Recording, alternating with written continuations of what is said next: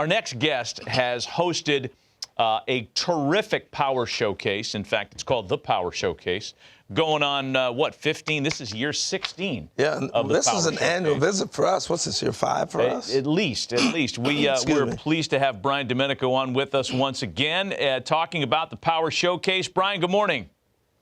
Harold, Matt, as always, it's really nice to see you, and I appreciate you having me on. Well, we appreciate you coming on with us to kind of introduce our viewership to some of the kids that you've discovered and showcased in your Power Showcase. I mean, boy, the list is unbelievable. We watch the video of this thing all the time. Among the players that you had, and I guess you could talk on all of them, who's made your eyes pop the most at the Power Showcase? Well, as far as this year, I mean, it is tough because this was a year where there wasn't like that big human interest story of like the 525-foot home run or something along those lines. But there is a player by the name of Hogan Nelson who has attended 5 Power Showcase events, and he's actually a 3-time Power Showcase champion and won it as a 13-year-old and a 14-year-old. And then last year had to make a really big decision. He's one of the top quarterbacks in the state of Texas, and decided last year, after having a really good showing at area code, to kind of shift gears and focus strictly on baseball. And he came back as an underclassman and won in dramatic fashion. And he is one of those individuals that has the it factor. When the pressure mounts the most and his back's against the wall, somehow, some way, he comes and he ends up pulling through and winning. And that's one of those unique DNA things that I think scouts and college coaches look for. Hey, Brian, I think we're in a unique time, too, where guys have perfected the home run.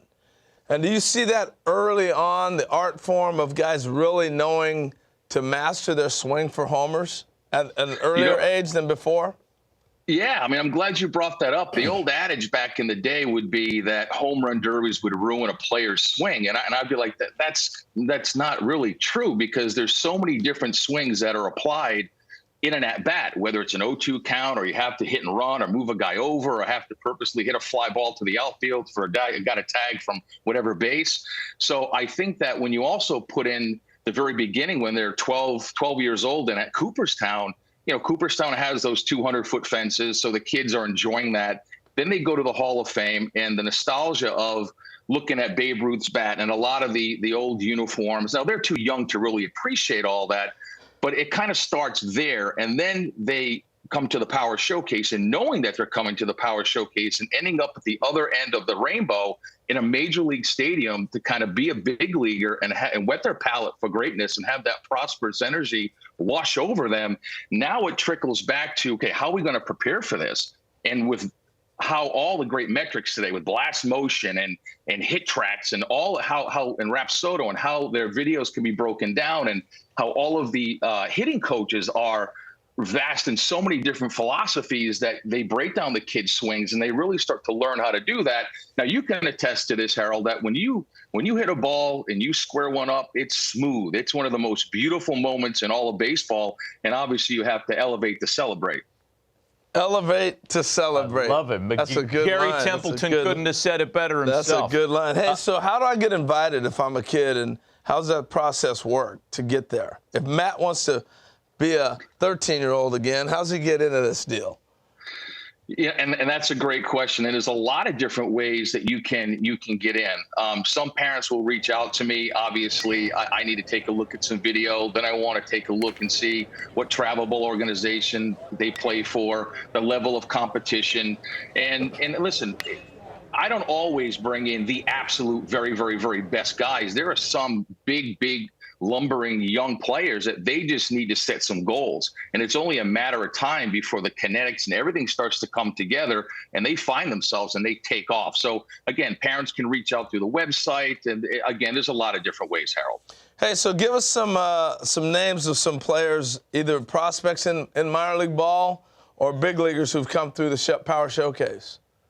Well, I think the most noticeable one was Bryce Harper, obviously. And then you had, Tristan Costas, who's now the starting first baseman for the Boston Red Sox. And when he did the Power Showcase, he hit 5 500-foot home runs, which was really incredible. And then it was Blaze Jordan that you and I had talked about many times. And then he won the junior Major League Home Run Derby. There was a young man by the name of David Denson that hit a 515-foot home run off the Jumbotron. That was back in 2012. Daniel Vogelback. I mean, there's countless guys in the big leagues. Tell us about this DiMaggio Lonero. Oh, DiMaggio Lonero, leaving nothing to the imagination.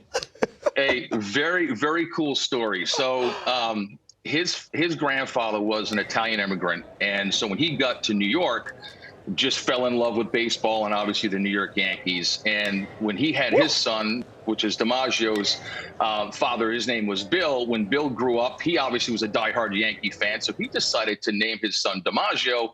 And his father was like, well, listen, that's kind of a tough name to live up to. And what's ironic is that DiMaggio actually told his father, and he knew about the event because two of his buddies at the event a couple of years ago, a player named Drew Rapepi, who actually was a two-time Power Showcase world champion. He told his father, he's like, I'm gonna go down and I'm gonna win it. And I think he put out some incredible numbers, 468 feet with his longest home run.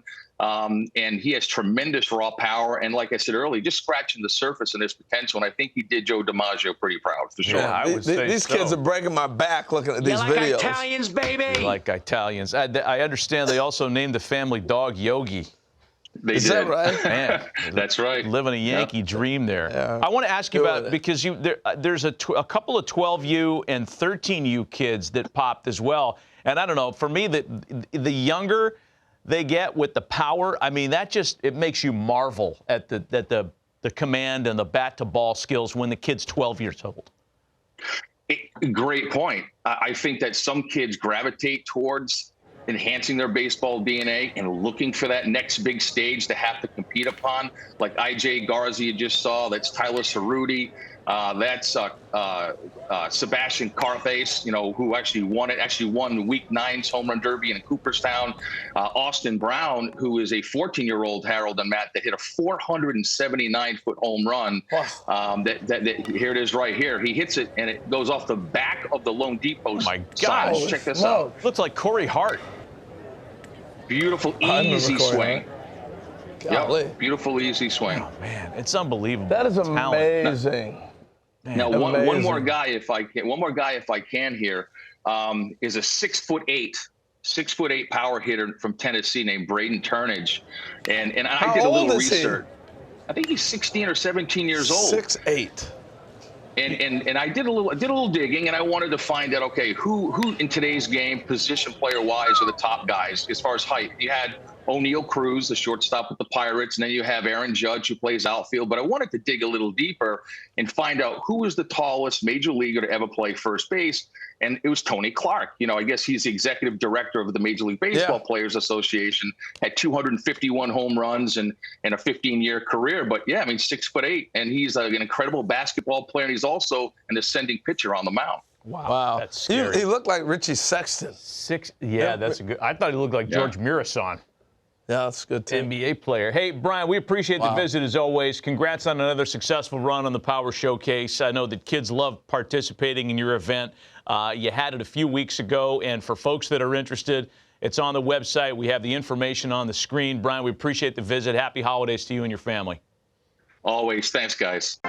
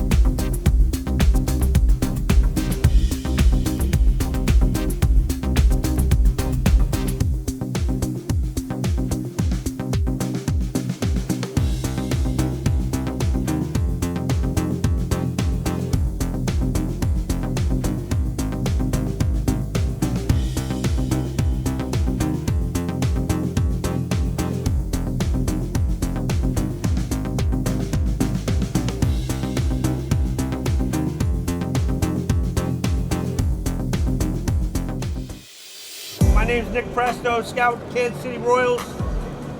It's a great opportunity. Appreciate you guys being here, hitting on a big league field. We're going to run you through a scout day. You know, as scouts, we're looking for a bunch of things to see if you're going to be a professional player. I mean, obviously, we're looking for hitting. We're looking for power. We're looking for running, arm strength, and fielding. Those are the 5 tools that we're looking for. All this stuff's important if you want to play this game.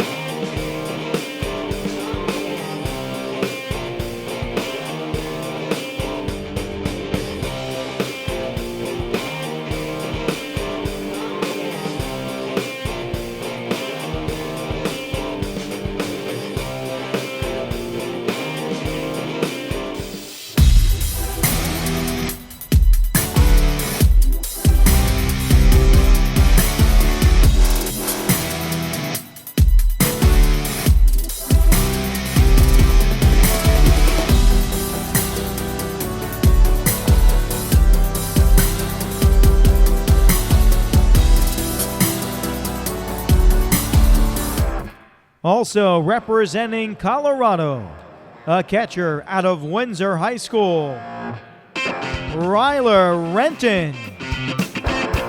Rylan led the state of Colorado in home runs.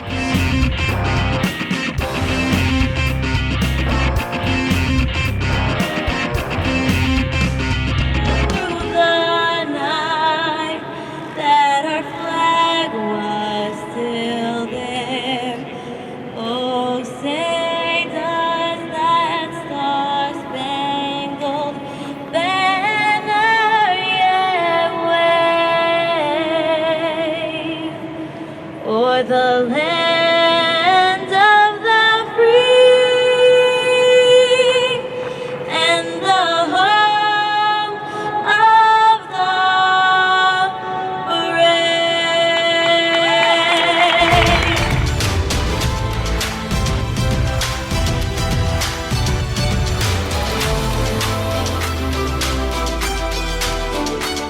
Now stepping in, representing Colorado out of the featured group, here is Rylan Renton.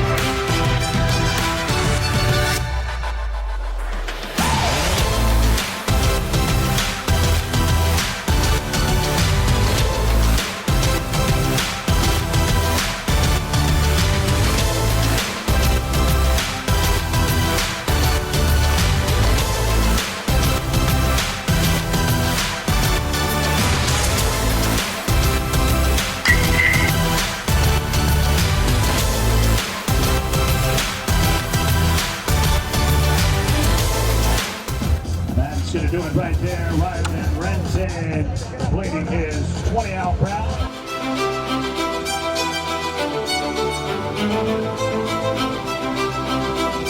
Oh, that ball slammed into the gap. Right fielder does a good job of ranging over, but he drops it. He dropped the ball. And the shortstop dropped it. So the National Leaguers have a case of the drops. Good job of hitting, though, from Colorado. Rylan Renton. Big righty. Kicks, fires, and that ball's into left field. Settles down. It's a base hit. Left fielder does a good job of collecting it. Rylan Renton with a base hit.